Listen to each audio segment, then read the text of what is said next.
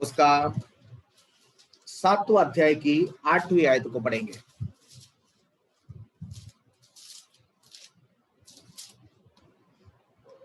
होशिया इस देश के लोगों से मिला जुला रहता है, एफ्राइम जैसी चपाती ठहरा है जो उल्टी ना की गई हो।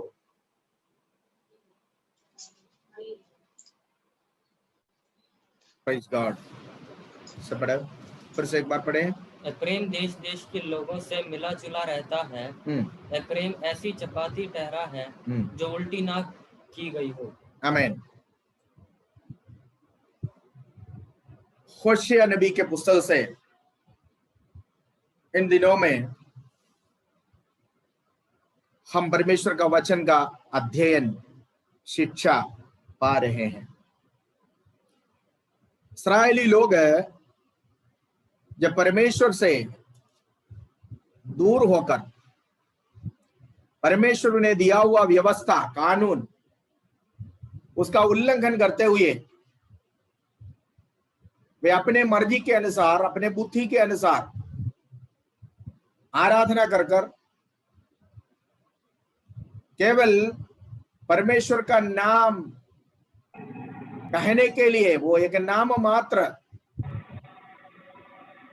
प्रभु के नाम को केवल वो धारण करते हुए एक नॉमिनल, केवल नामधारी एक जनता बनकर आगे बढ़ गया था। परमेश्वर ने, परमेश्वर का भविष्यद्वक्ता होशिया को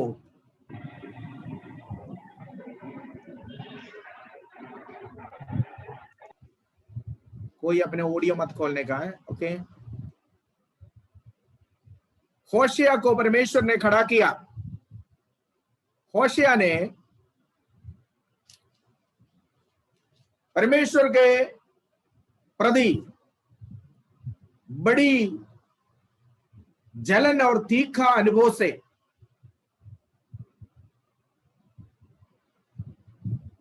प्रभु के लोगों को, इस्राएल को अपने पापों के प्रति पश्चाताप कर कर प्रभु के पास आने का एक संदेश है। ये पूरा पुस्तक में जो दिया जाता है, प्रभु की ओर फेरो, प्रभु की ओर मोड़ो, यही है होशिया का संदेश। तुम जिस रास्ते से जा रहे हो, जिस प्रकार तुम जा रहे हैं, ये परमेश्वर के लिए, ये परमेश्वर की क्रोध, परमेश्वर की क्रोध की आग तुम्हारे ऊपर भड़केगा, तुम्हारे संतानों के ऊपर भड़केगा। प्रभु इस रास्ते से प्रसन्न नहीं है। परमेश्वर इस तरीके से जिसे तुम लोग जो बढ़ते हो, प्रभु बिल्कुल प्रसन्न नहीं है। कर कर इस्राएलियों का पापों को खुल्लम खुल्लम खोल कर उनके सामने रखकर उन्हें प्रभु की ओर फेरने का आज्ञा देते हुए 7वें अध्याय में जब आता है, यशायाह इस प्रकार कहता है, ये फ्रेम एक ऐसा चपाती है, ऐसा रोटी है जो उल्टी नहीं किया।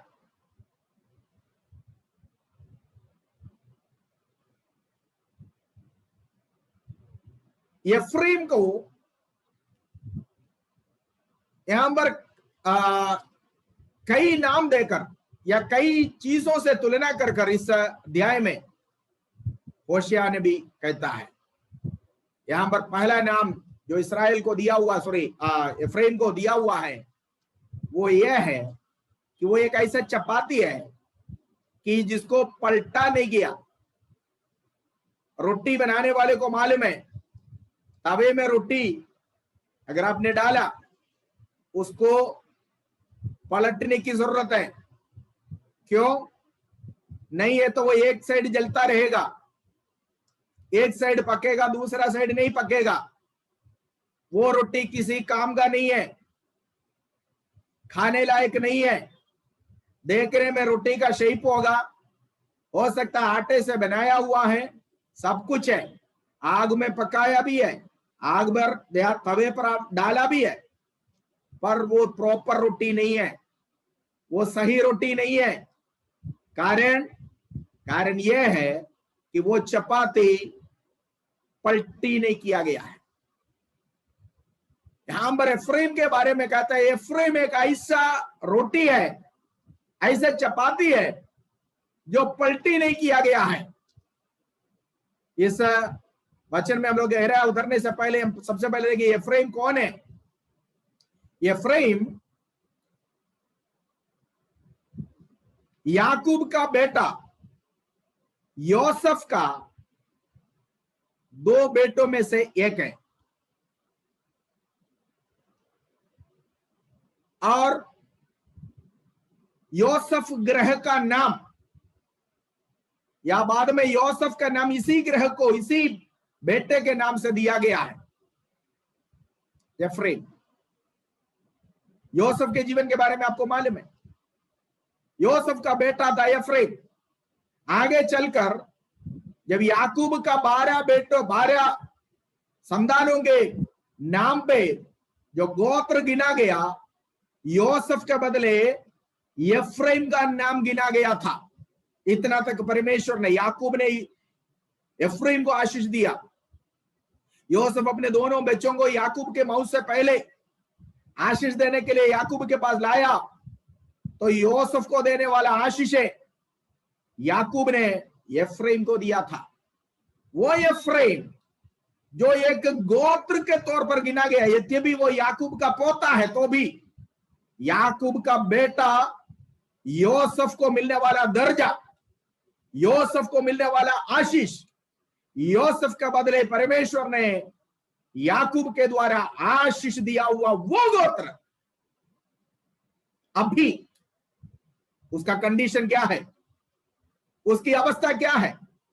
होशिया ने भी कहता है वो एक ऐसा चपाती बन गया, चलते चलते वो इतने सालों में एक ऐसा रोटी बन गया जो केवल 1 साइड कुकड, हाफ बेक्ड, आधा पका हुआ रोटी, एक साइड पका हुआ रोटी जो खाने लायक नहीं है, बल्कि खाएगा तो क्या होगा, बीमार होने वाले एक रोटी। Praise the Lord, hallelujah. Ephraim एक ऐसा रोटी है जो आधा पका हुआ है। इनका प्रॉब्लम क्या था? इनका प्रॉब्लम, ये लोग, उसकी पहले आयत में, 8वीं आयत की शुरुआत में लिखा हुआ है, ये क्या करते हैं, पढ़िए।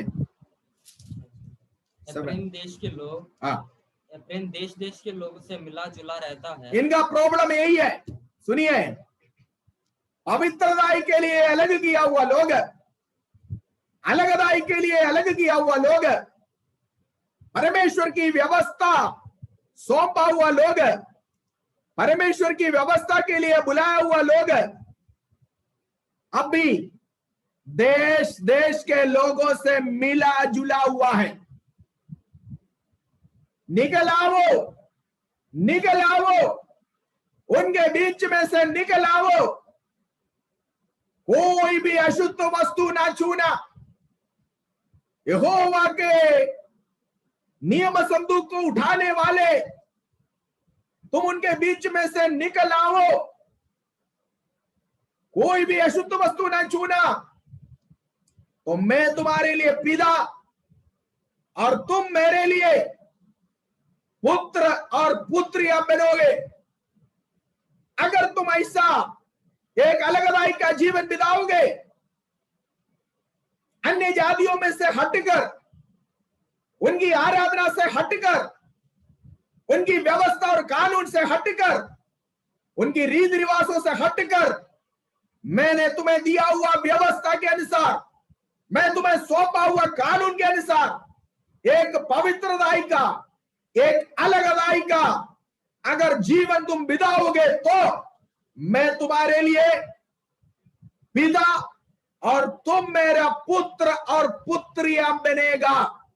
ये था परमेश्वर की व्यवस्था इस्राएलियों से।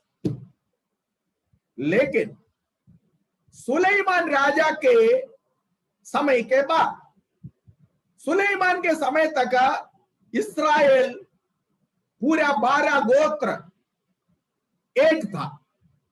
लेकिन सुलेमान के बाद 12 गोत्र डिवाइड हो गया। 10 गोत्र एक भाग में, 2 गोत्र एक भाग में हुआ। ये 10 गोत्र रहबयाम के द्वारा, रहबयाम राजा जो आहाब का बेटा था, उसके द्वारा इस्राएल नॉर्थ और साउथ में डिवाइड हो गया। उत्तरी राज्य में 10 गोत्र आ गया। उसमें से मुख्य गोत्र यही यफ्रेम था। इस कारण इनका पाप क्या था, इनका प्रॉब्लम पहले देखे समझे, फिर हम देखेंगे इसको ज्यादा डिटेली। पहला राजा का पुस्तक में आइए, 12वीं अध्याय का, पहला राजा 12वीं अध्याय का 26 से लेकर 30 तक आप देखें, नोट करते जाना। पहला राजा 12वीं अध्याय का, जिसको मिला है जोर से पढ़ना है, क्लियर साफ साफ पढ़ना है। तब यारोबाम सोचने लगा, अब राज्य दाऊद के घराने का हो जाएगा। यदि प्रजा के लोग यरूशलेम में बलि करने को जाए तो उनका मन अपने स्वामी यहूदा के राजा रहूबियाम की ओर फिरेगा और वो मुझे घात करके उस यहूदा के राजा रहूबियाम को के हो जाएंगे। अतः राजा ने सम्मति लेकर सोने के 2 बिछड़े बनाए और लोगों से कहा, यरूशलेम को जाना तुम्हारी शक्ति से बाहर है। इसलिए हे इस्राएल, अपने देवताओं को देखो जो तुम्हें मिस्र देश से निकाल लाए हैं। उसने एक बछड़े को बेतेल और दूसरे को दान में स्थापित किया और ये बात पाप का कारण हुई, क्योंकि लोग उसमें से एक के सामने दंडवत करने को दान तक जाने लगे। और उसने ऊंचे स्थानों के भवन बनाए और सब प्रकार के लोग में से जो लवी वंशी ना थे याजक ठहराए। सुनिए, रहब्याम के समय में इस्राएल गोत्र 10 और 2 करके 2 भाग में डिवाइड किया गया। 10 गोत्र यफ्रेम के नेतृत्व में उत्तरी राज्य के नाम से जाना गया। 2 गोत्र जो दाऊद का घराना, दाऊद ग्रह कहा जाता है, वो यरूशलेम में आराधना करने लगे। रहब्याम ने इस प्रकार की आज्ञा निकाला, वो ये डरते थे अगर लोग यरूशलेम में जाएगा तो ये सब दाऊद के ग्रह, दाऊद ग्रह मतलब 2 ग्रह है वहां पर साउथ में, उनके साथ मिल जाएगा और मेरा राज्य तो, मेरा कुर्सी, मेरा अधिकार मुझसे छीन लिया जाएगा, मुझे मार डालेगा।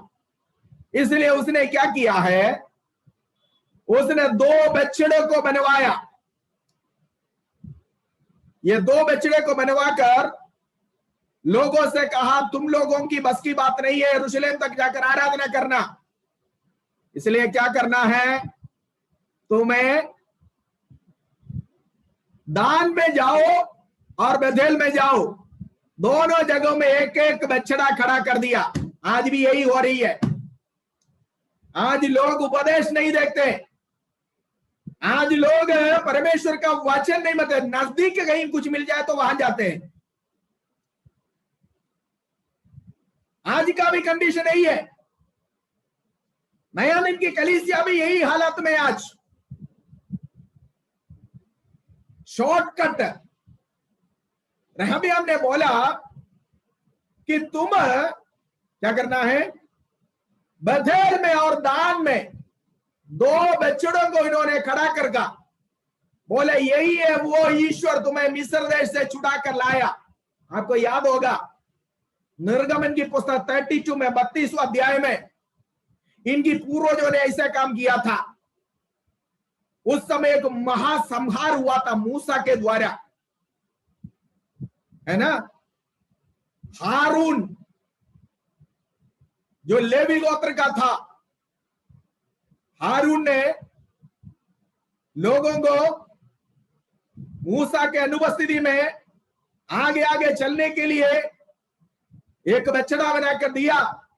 लोग उसके सामने कूदने लगे, नाचने लगे, आराधना करने लगे। परमेश्वर का क्रोध भड़क उठा था। उस समय महासंहार वहां पर हुआ था। उसके बाद मूसा आकर प्रभु के सन्मुख में लोगों के लिए विनती किया, तू उनकी पापों को क्षमा करना, नहीं तो तेरे लिखा हुआ तेरे किताब से मेरा नाम मिटाना कर कर मूसा ने विनती किया। प्रभु ने क्षमा किया, लेकर आ रहे हैं। लेकिन नबी रहबयाम ने अपने कुर्सी को मजबूत करने के लिए लोगों को मूर्ति पूजा में वापस लेकर आया। लोगों को दो बछड़ा बनाकर उनको एक को दान में और एक को बदल में खड़ा कर कर बोल रहे यही है वो। पढ़िए 26। राजा ने सम्मति लेकर सोने के 2 बछड़े बनाए। राजा ने 2 बछड़े बनाया और लोगों से कहा यरूशलेम को जाना तुम्हारी शक्ति से बाहर है। यरूशलेम के जाना तुम्हारी शक्ति से बाहर है। इसलिए हे इस्राएल अपने देवताओं को देखो जो तुम्हें मिस्र देश से निकाल ले आए। देखा, इसके बारे में प्रेरित पौलुस कहता है रोमियो की पुस्तक में,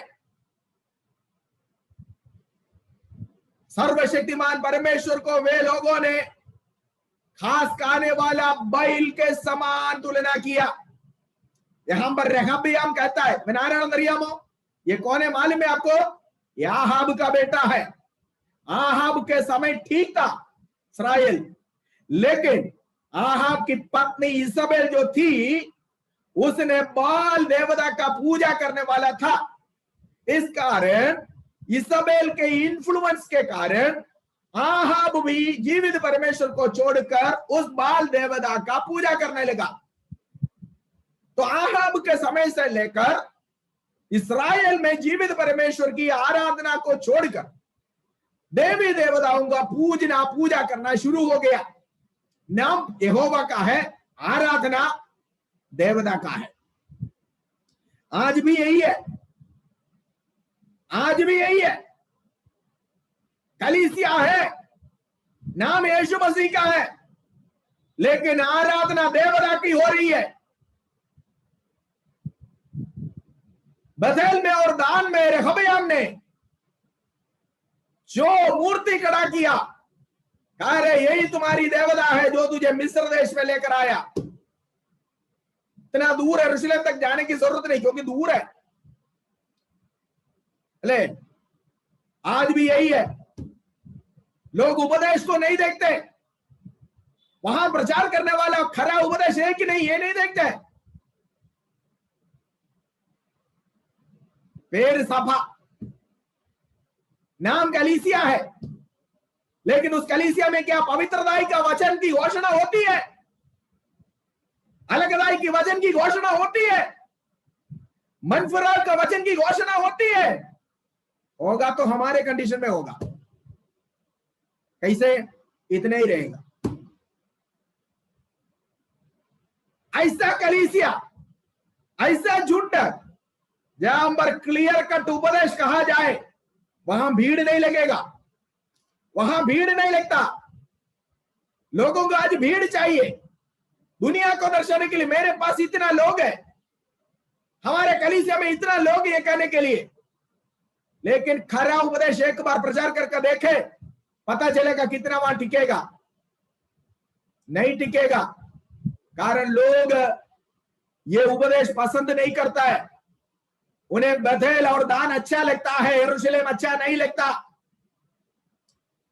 यरूशलेम में जाने के लिए उसके बदले ऑल्टरनेशन बनाया,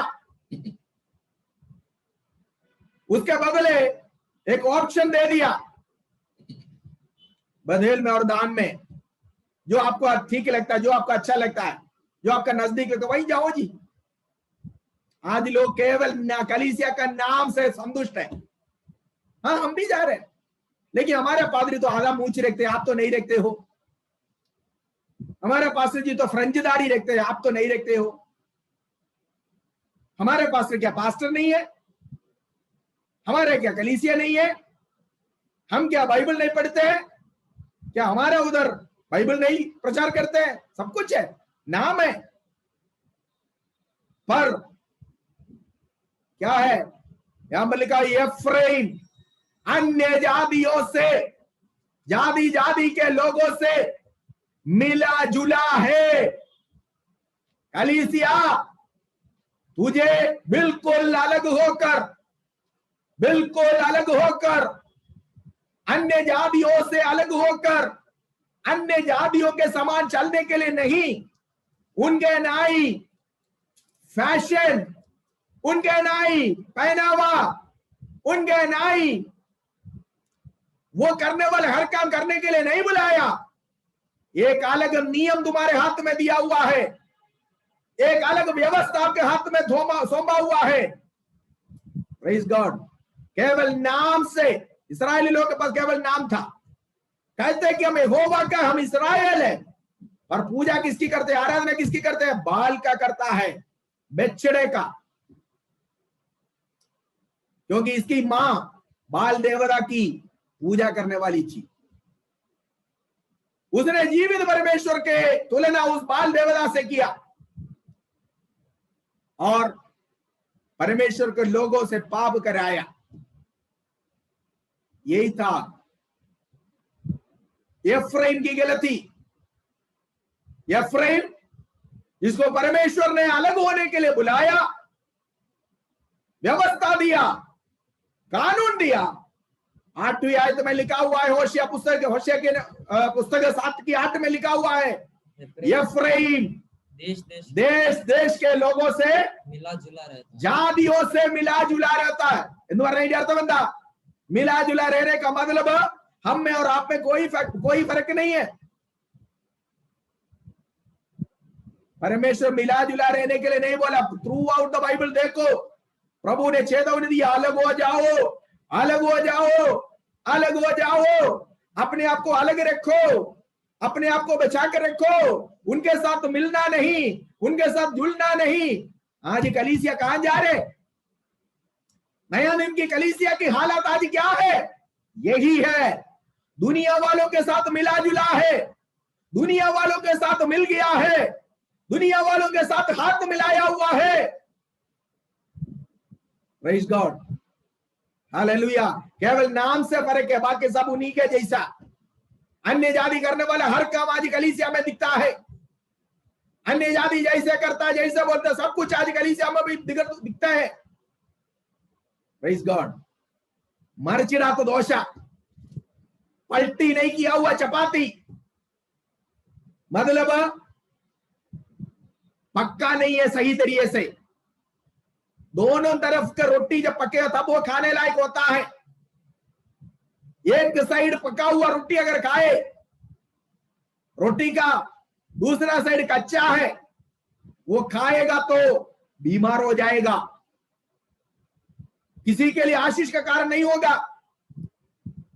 पक्का रोटी नहीं है, आधा कच्चा आधा पक्का है, वो शरीर को नुकसान कर सकता है, कईयों को बीमार बना सकता है। ऐसा समूह, ऐसा कलीसिया जो एफ्राइम के समान है, जो पलटी नहीं किया हुआ रोटी के नहीं है, जो कच्चा रोटी के नहीं है, जो आधा पका हुआ रोटी के नहीं है, ये कलीसिया नुकसान कर सकता है, नुकसान हो रहा है। आज लोगों को केवल झुंड में केवल इकट्ठा करने की धुन में रहते हैं पादरी लोग, खरा उपदेश नहीं प्रचार करते।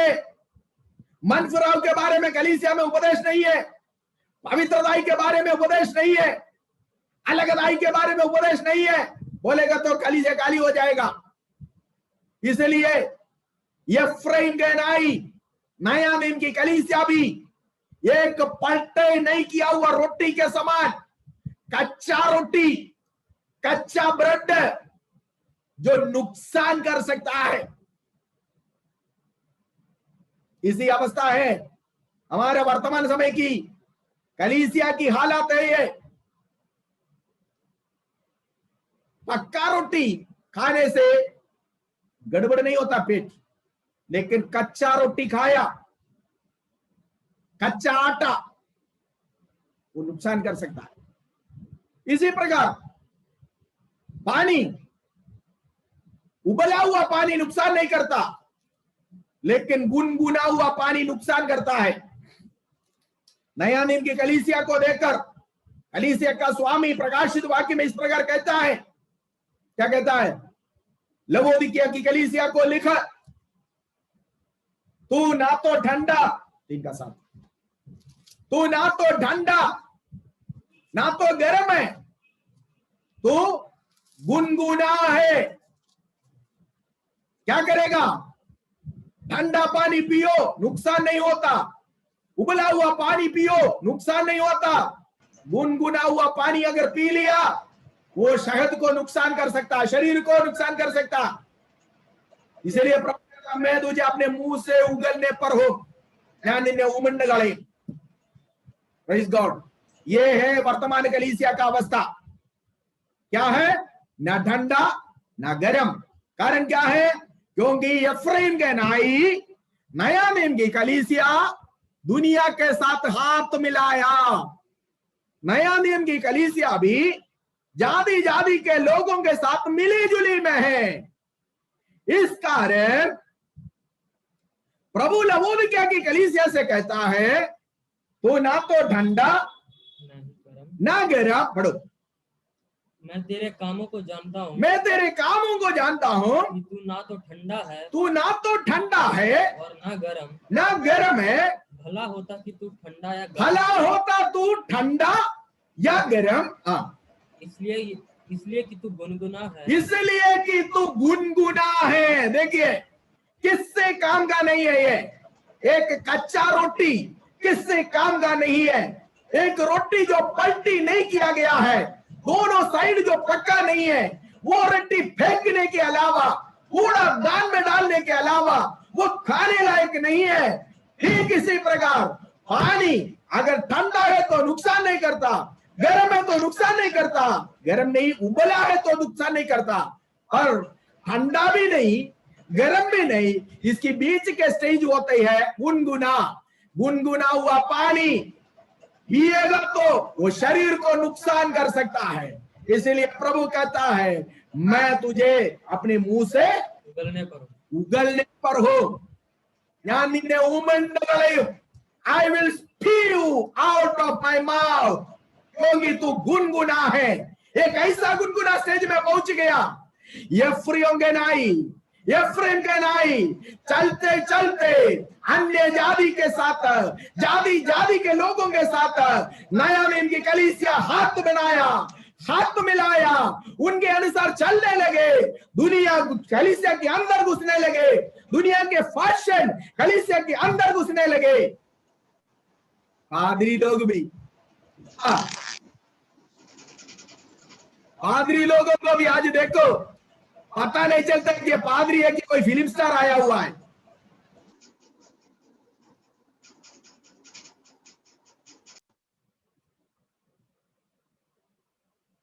ऐसा फैशन कौन है ये? याचक। रहबियाम ने क्या किया था? रहबियाम ने अपने मर्जी के अनुसार कुछ महायाजकों को वेदी पर धूप चढ़ाने के लिए नियुक्त किया। परमेश्वर ने नियुक्त नहीं किया। आज बहुत सारे जो ऐसे फिल्म स्टारों के नाई बाल काट के, फिल्म स्टारों के नाई आधा मुंह इधर रखे आधा इधर रखे जो आते, ये सब प्रभु का नियुक्त किया हुआ परमेश्वर के दास लोग नहीं है। रहबियाम के द्वारा नियुक्त किया हुआ शैतान की औलाद है, शैतान की एजेंडे है। हाय उन भेड़ों के लिए जो इनके आज्ञा सुनकर, इनके उपदेश सुनकर इनके पीछे चलते हैं। Praise the Lord, hallelujah. गुनगुना हुआ, मैं तुम्हें अपने मुंह से निकालने पर हूं। पिछले दिन में मैंने एक शादी का पिक्चर और वीडियो देखा। तब मेरे अंदर आया हुआ थॉट है जो मैं आपके साथ शेयर कर रहा हूं। एक लड़का शादी के लिए चर्च में आकर खड़ा है, दूल्हा, ठीक है, और उसके क्या बोलते हैं उसको, बाल ऐसे बिल्कुल मुर्गे के पूंछ जो होता है ना, मुर्गे के पूंछ जैसे, ऐसे उसकी बाल है, रबड़ बैंड डालकर आया हुआ कलीसिया में शादी करने के लिए आकर खड़ा है। और एक मशहूर पादरी शादी पड़ रहा है उसका। ओ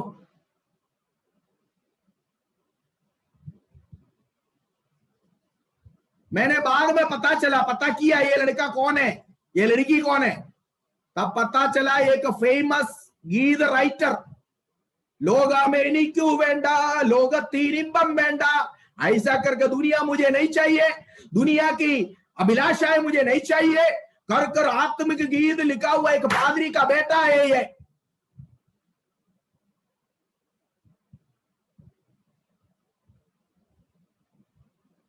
ये फ्रेम अन्य जातियों के साथ, जाति के लोगों के साथ मिला जुला रहता है। तू एक पलटा नहीं किया हुआ, पलटी नहीं किया हुआ दोशा रोटी है जो केवल एक साइड पका हुआ है। पादरी लोग आज ऐसे चर्च में आने वालों को कहने के लिए हिम्मत नहीं होती है, कारण ऑफरिंग नहीं मिलेगी, दसवां नहीं मिलेगी, इसलिए वेरी सॉरी कहना पड़ रहा है। क्या करे, लिख रहा अभी आर्टिकल, 2 दिन में 3 दिन में सारे दुनिया को पढ़ने को मिलेगा। कहां जा रहे हैं हम? ये गुनगुनाऊ अवस्था में लवोदिकिया की कलीसिया कैसे पहुंच गया?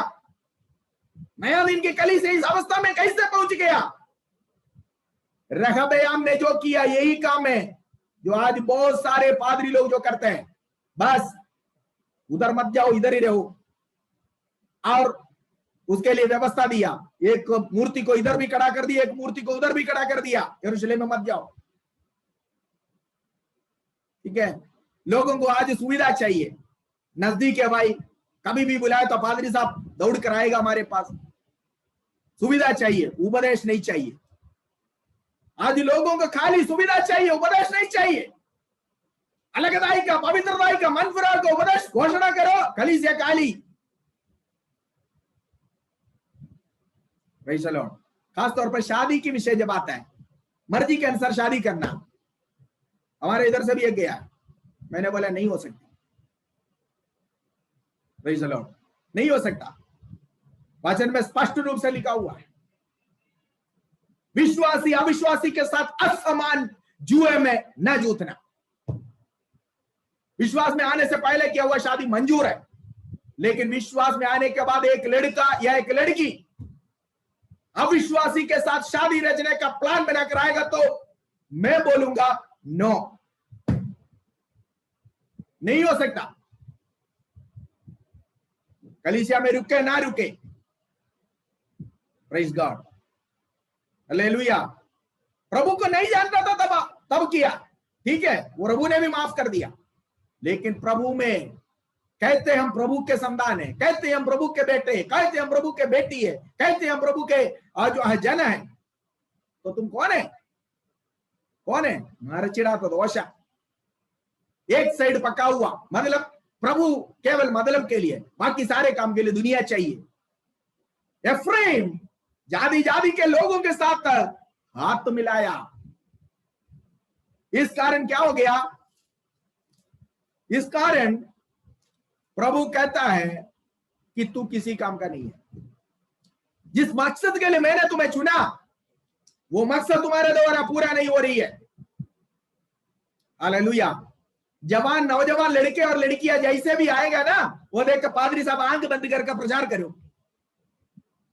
पास्टर जी हमारे कपड़े में मत देखना आप, फिर किधर देखेगा बताइए?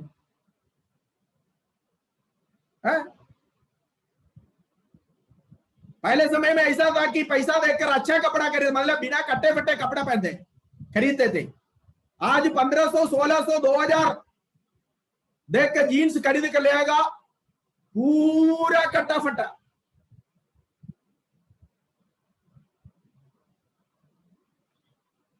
किधर जा रहे हो?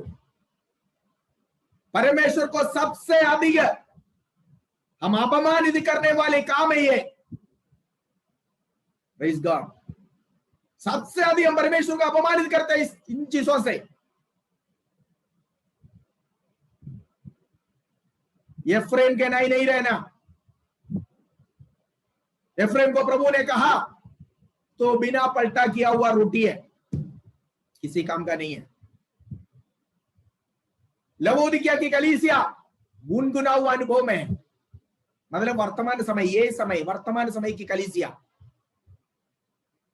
प्रभु कहता है, I will spew you out of my mouth, मैं तुम्हें अपने मुंह से निकाल दूंगा। हालेलुया। प्रभु की आगमन बहुत शीघ्र है, बहुत शीघ्र है। वो वेडिंग, वो विवाह का फोटो देखे मेरा खून एकदम गर्म हो गया था, क्योंकि एक मशहूर पादरी है जो इसको शादी पड़ रहा है और वो देख नहीं रहा। लड़के के बाल जो है शेव तो उसने ऐसा करके रखा होगा, ऐसे लग रहा है कि कोई हाईवे बनाया हुआ इधर से लेके ऐसे इतने चेहरे पे। हाँ, बाल एकदम बड़े, जो क्या कहता है ना, मुर्गा, जो बड़े मोटे मुर्गा होता है ना, उसका पूंछ जो होती है ऐसा करके, इसी तरह सिर के ऊपर ऐसा बैंड, रबर बैंड डाल कर खड़ा है। क्या है? किधर जा रहे हैं? एक पादरी का बेटा, हाँ, किधर जा रहे हैं? मरचिड़ाता दोष। कलीसिया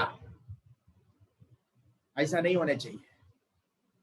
इस्राएल अपनी व्यवस्था से, वचन से दूर हटकर अन्य जातियों की चाल चलन अपनाने लगा, उनका फैशन अपनाने लगा, उनके जो है त्योहार इनके अंदर ले आया, और अन्य देवी देवता के जो भी थे वो सब वो मनाने लगे। परमेश्वर को छोड़ दिया, परमेश्वर को छोड़ दिया। देश में विपत्ति आया, छाती पीटने लगे। बचेले, जब प्रतिसंधि आता है ना, तो केवल प्रतिसंधि को देखते हैं, इसका वजह क्या है हम नहीं देखते हैं। उदाहरण बताता हूं। यहां पर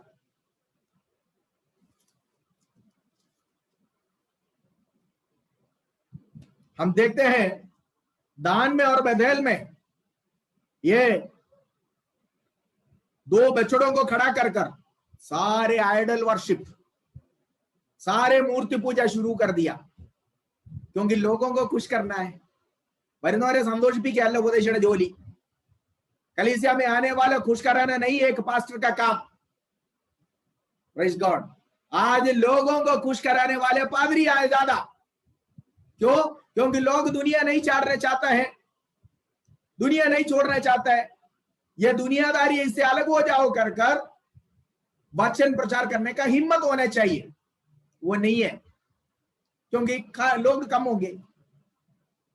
ठीक है, इस कारण क्या है? दुनिया कलीसिया के अंदर घुस गया। लोग सभയ്ക്കുള്ളിൽ പ്രവേശിച്ചു, दुनिया घर के अंदर, कलीसिया के अंदर प्रवेश किया, कलीसिया से प्रभु बाहर। प्रकाशित वाक्य ये 3 अध्याय में हमने अभी पढ़ा। वर्तमान समय के अंदर कलीसिया में यीशु मसीह का स्थान कहां पर है? 3:20 पढ़िए। यीशु आज कहां पर है? लवोदिकिया के समय में, लवोदिकिया की कलीसिया में यीशु का स्थान कहां पर है? देख, मैं द्वार पर खड़ा हुआ खटखटाता हूँ, हाँ, यदि कोई मेरा शब्द सुनकर। देखा, जब दुनिया अंदर प्रवेश किया, दुनिया का फैशन अंदर आया, दुनिया की रीति रिवाज अंदर आया, दुनिया का कानून अंदर आया, अंदर से यीशु बाहर गया। Praise God. दुनिया से यीशु सॉरी कलीसिया से यीशु बाहर गया। हाँ, आज यीशु इल्लाता सभा, आज वो कलीसिया जिसमें प्रभु नहीं है, केवल नाम है। केवल नाम है प्रभु का, पर प्रभु उधर नहीं है। प्रभु कहां पर है? प्रभु बाहर, प्रभु बाहर। कारण दुनिया अंदर आया। कैसे आया? हमने बुला लिया। कैसे बुला लिया? फैशन के द्वारा बुला लिया। हाँ, कई पादरियां जब सोशल मीडिया में प्रकट होता तो देख के क्या बताए, इनको शर्म नहीं है, कभी आईने में नहीं देखते अपने चेहरे को, है?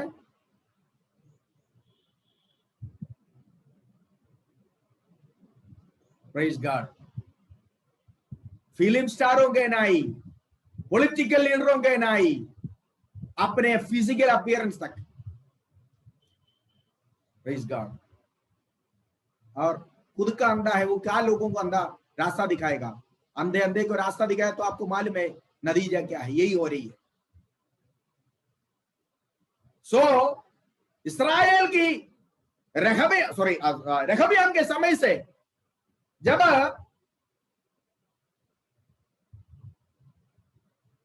एफ्राइम के लीडरशिप में 10 गोत्र इकट्ठा होकर सारे मूर्ति पूजा अंदर लेकर आया, इस्राएली लोग वहां से लेकर फिर आगे को बाल किया या ये बछड़े की आराधना करना शुरू कर दिया।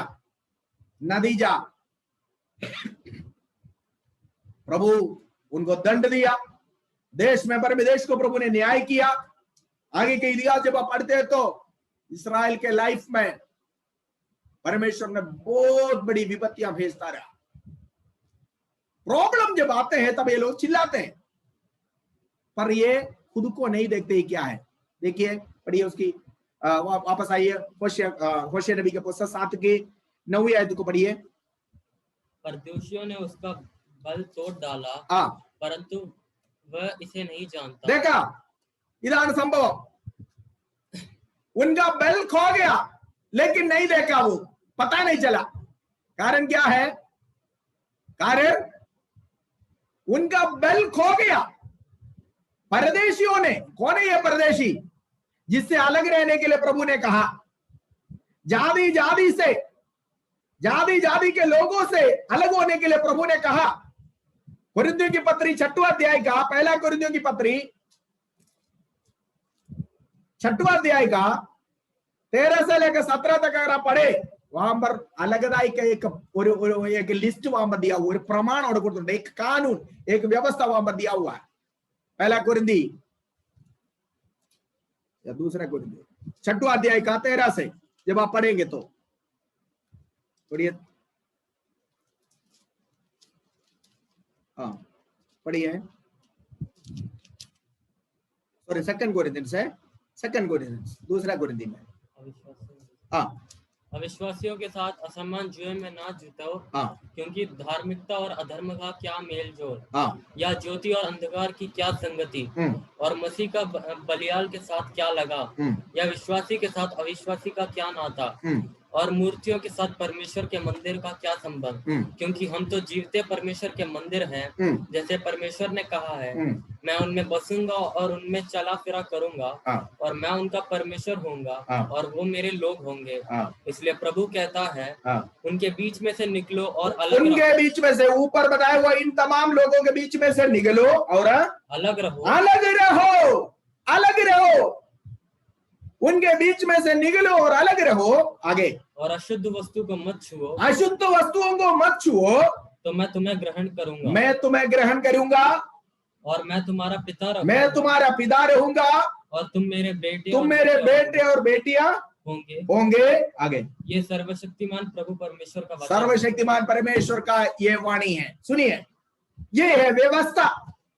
पर अभी होशिया की पुस्तक में ये पुराना नियम में प्रभु कहा हुआ है, नया नियम पौलुस नहीं कह रहा, पौलुस पुराना नियम से उद्धरण करके बोल रहे हैं। ये कहां पर लिखा हुआ है? यशायाह नबी के पुस्तक में से है जो कह रहा है।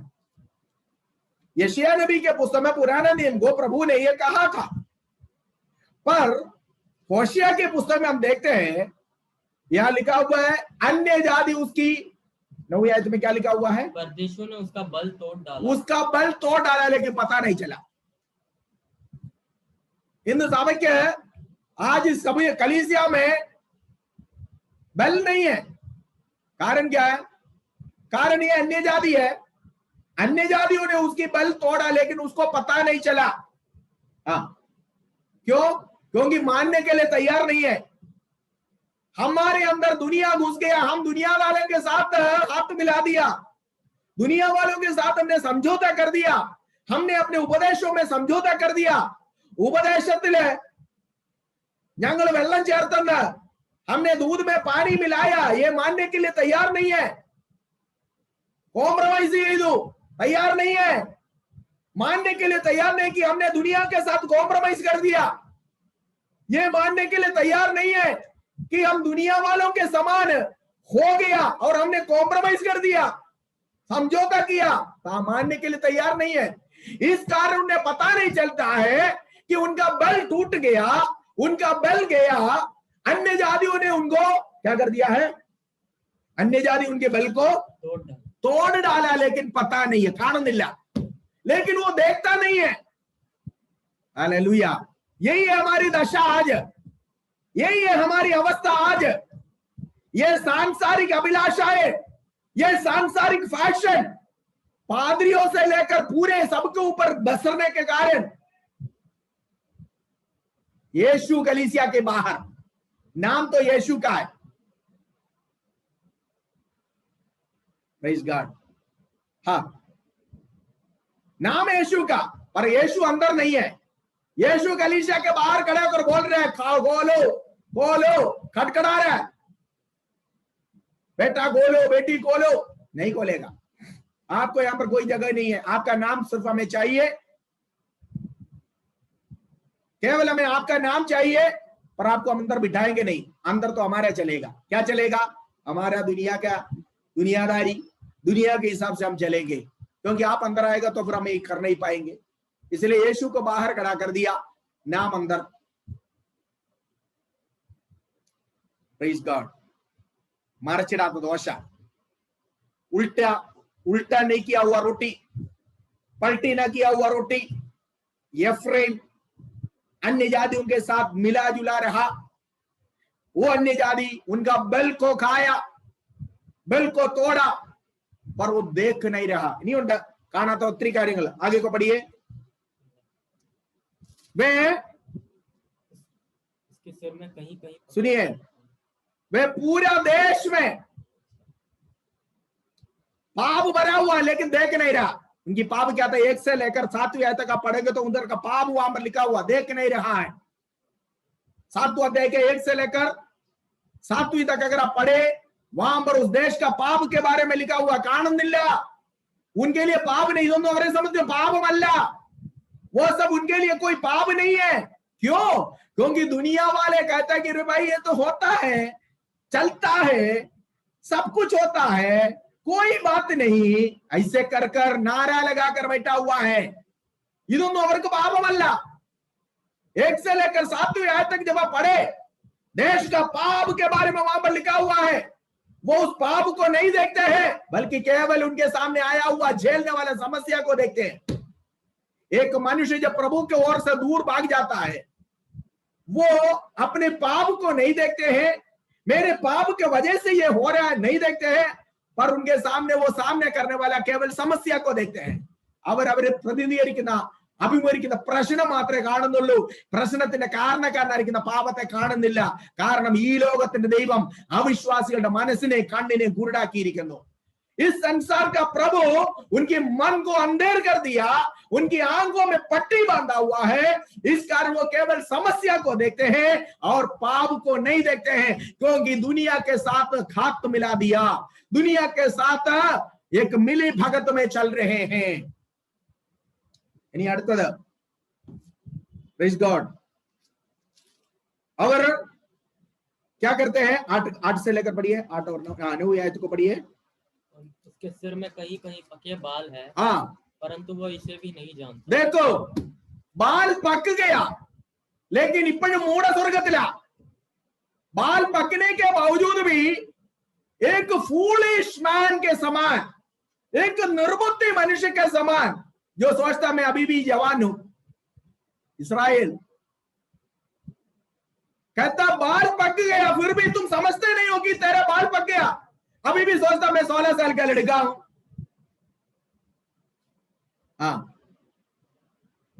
Who can think that? Only a foolish man can think that.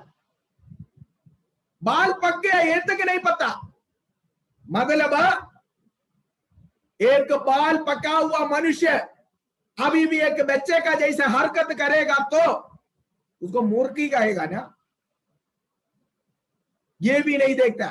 आगे, और इस्राएल का गर्व उसी के विरुद्ध साक्षी देता है। इन सब बातों के रहते हुए भी वो अपने परमेश्वर यहोवा की ओर ना फिरे। ये सब होने के बावजूद भी देखो शक्ति टूट गया, देख नहीं रहा है, बाल पक गया मतलब मैच्योरिटी पाया, फिर भी नहीं, इस बात को भी नहीं देखते हैं, अभी भी एक बच्चे के जैसे हरकत कर रहा है, व्यवहार कर रहा है, फिर यहोवा परमेश्वर की ओर नहीं फेरते। मतलब इतना सब कुछ होने के बावजूद भी वो प्रभु की ओर फेरने का, गुनाह मानने का, कबूल करने का विचार नहीं करते।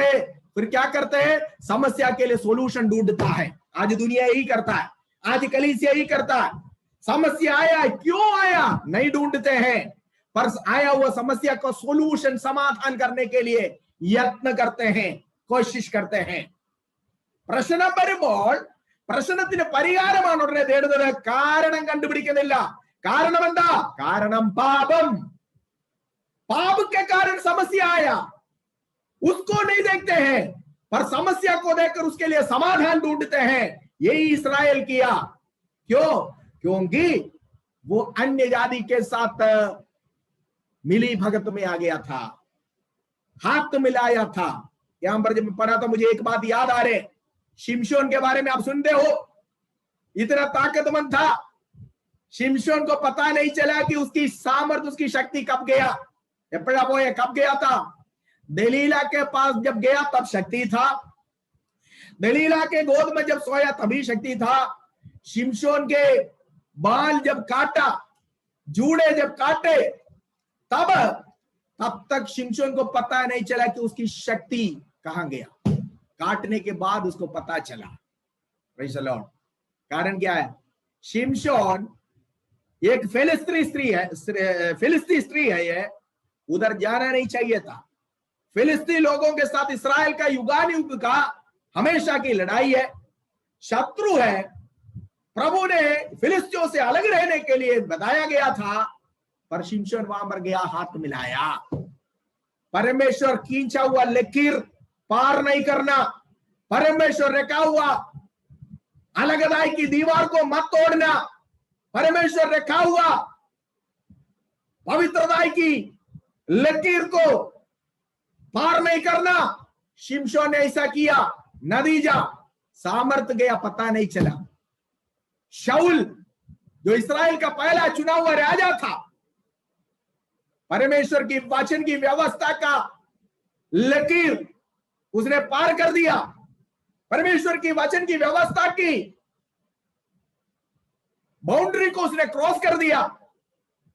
जो नहीं करने को बोला किया है, आज्ञा का उल्लंघन किया, अनुसरणकेड़ काणिച്ചു, आत्मा പോയത് അവനെ അറിഞ്ഞില്ല। उसको पता नहीं चला कि कब उसके ऊपर से पवित्र आत्मा हट गया।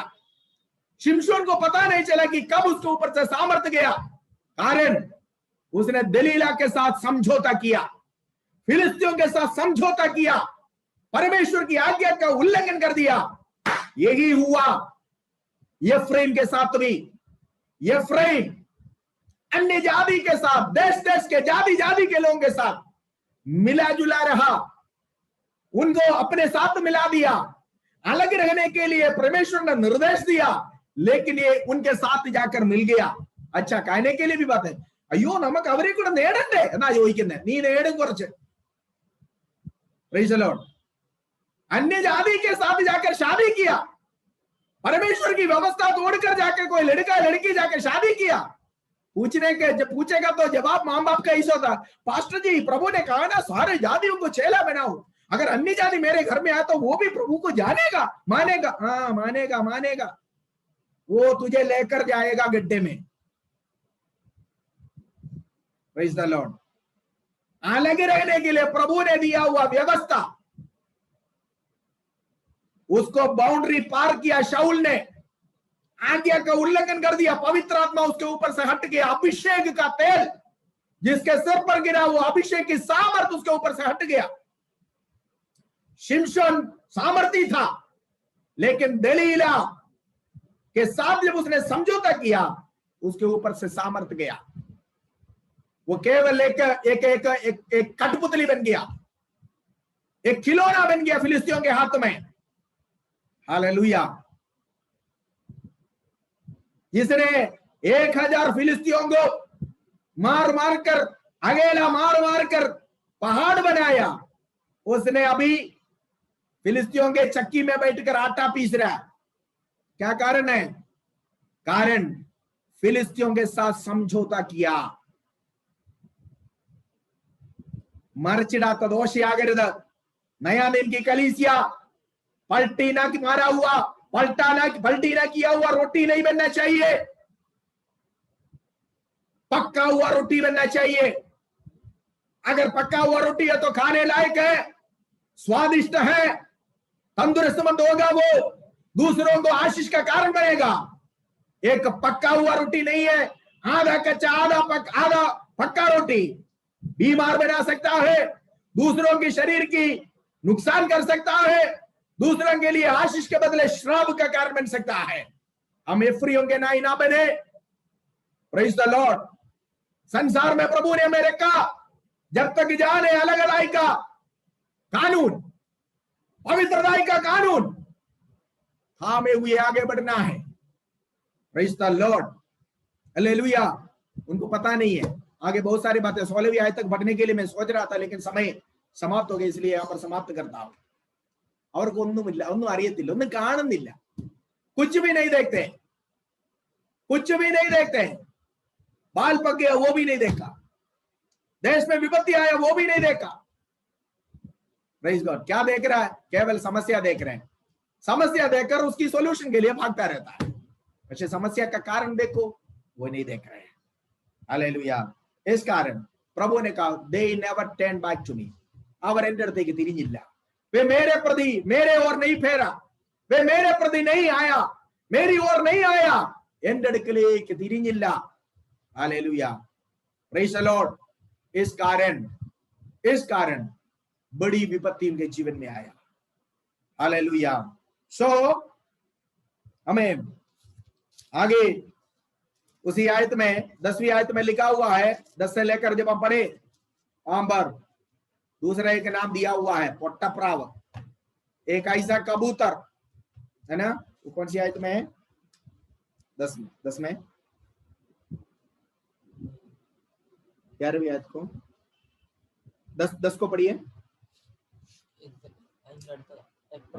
नहीं 10 को पढ़ो। इस्राएल का गर्व उसी के विरुद्ध साक्षी देता है। हाँ। इन सब बातों के रहते हुए वो अपने परमेश्वर यहोवा की ओर नहीं फेरता। देखो, इस एफ्रेम का गर्व उसके विरुद्ध गवाह देता है। अहंगारमा, मोहत अहंगारम प्रकटमा। एफ्रेम के चेहरे पर पूरा अहंकार प्रकट है। एंदवा अहंगारम, हम प्रभु के संतान हैं, हम प्रभु के बेटे हैं, हम प्रभु की बेटी है, हम इस्राएल है। यही अहंकार चेहरे पर प्रकट होता है। यह अहंकार उसको मानने के लिए राजी नहीं करता, यह अहंकार उन्हें मानने के लिए, अपनी गलती को मानने के लिए तैयार ही नहीं होता है। ഈ അഹങ്കാരം, ഞങ്ങൾ ദൈവമക്കളാ, ഞങ്ങൾക്ക് ഒരു കുഴപ്പമില്ലെന്നേ, ഞങ്ങൾക്ക് മാനസാന്തരത്തിന്റെ ആവശ്യമില്ല। एक बार छाप लग गया परमेश्वर का संतान, फिर वही अहंकार से चलता है। इस्राएल लिखा हुआ 10वीं आयत में, उसका अहंकार, घमंड उसके चेहरे पर प्रकट है। यह अहंकार उसको मानने नहीं देता कि तू पापी है, तू पाप किया। यह अहंकार उसको वापस प्रभु की ओर मोड़ने का, प्रभु की ओर फेरने का अनुमति नहीं देता। मोहत अहंकार प्रकटमान, परमेश्वर का संतान होने का अहंकार, हम प्रभु के बेटा बेटी है ये कहकर अहंकार करते हैं। देखता नहीं है कि उनका पाप क्या है, देखता नहीं है उनकी गुनाह क्या है, देखता नहीं है उनकी अपराध क्या है। मरचिड़ा कदोशा, पलटी न मारा हुआ, पलटी न किया हुआ रोटी। Praise God.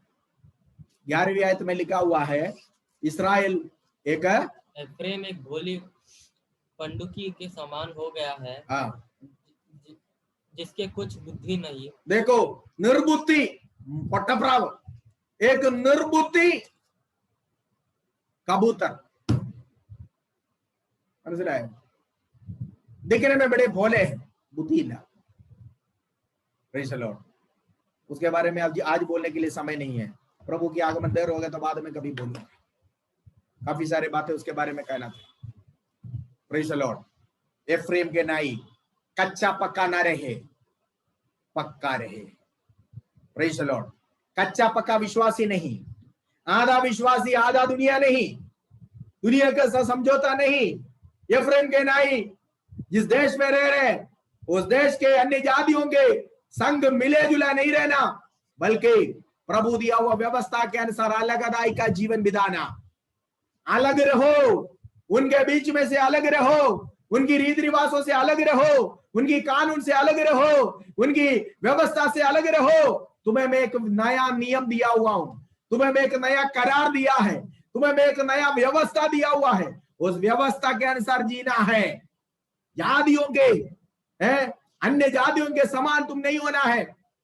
जातिകളുടെ നടപ്പ് അരുത്, अन्य जातियों के समान नहीं। तुम्हारा बेटा बेटी अन्य जातियों के समान नहीं होने चाहिए, तुम अन्य जातियों के समान नहीं होने चाहिए। प्रभु ने अलग व्यवस्था में दिया है।